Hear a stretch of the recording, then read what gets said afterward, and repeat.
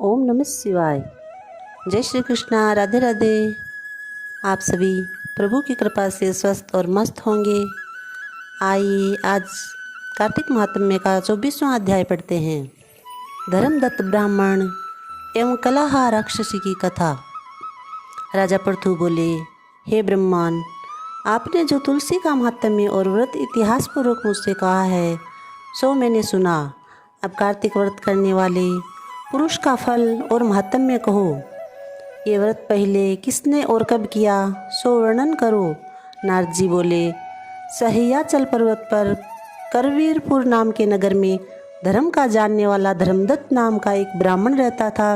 वह सदा विष्णु का व्रत और पूजन करता, द्वादशाक्षर मंत्र का जाप करता, अतिथि सत्कार करता। एक समय कार्तिक मास में एक पहर रात्रि रहने पर हरि के जागरण को भगवान के मंदिर में गया। भगवान के पूजन की सामग्री लेकर जाते हुए उस ब्राह्मण ने मार्ग में टेढ़ी टेढ़ चलायमान लपलपाती जीभ, भीतर को गड़े हुए दांत, नेत्र लंबे होठ, नंगी सूखे मांस बाली घर घराहट करती हुई एक राक्षसी को देखा। उसको देखकर वह कांपने लगा तथा भय के मारे पूजा की सामग्री और जल से उस राक्षसी को मारने लगा। भगवान का स्मरण करके तुलसी के जल एवं पूजन सामग्री से जो उसको मारा सो उसके सब पाप नष्ट हो गए। फिर वह पूर्व जन्म के कर्मों के फल से अपनी दशा को याद करके ब्राह्मण को दंडवत करके कलहा बोली, मैं पूर्व जन्म के कर्म फल से इस दशा को प्राप्त हुई हूँ।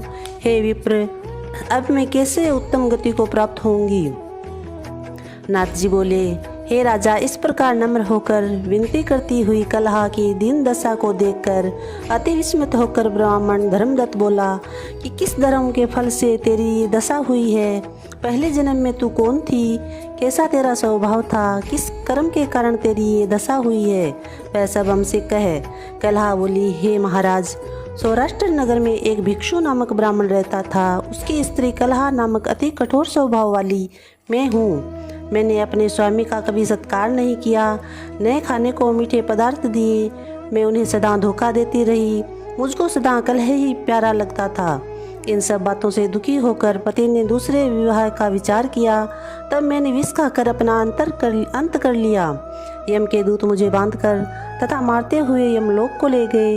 यमराज ने मुझे देखकर चित्रगुप्त से पूछा कि इसने क्या कर्म किया है।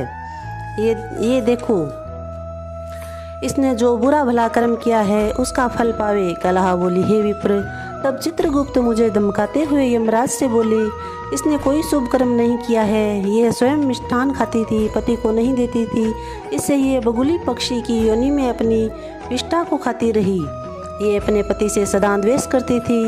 इससे ये विष्ठा खाने वाली शुकर योनि में रहे।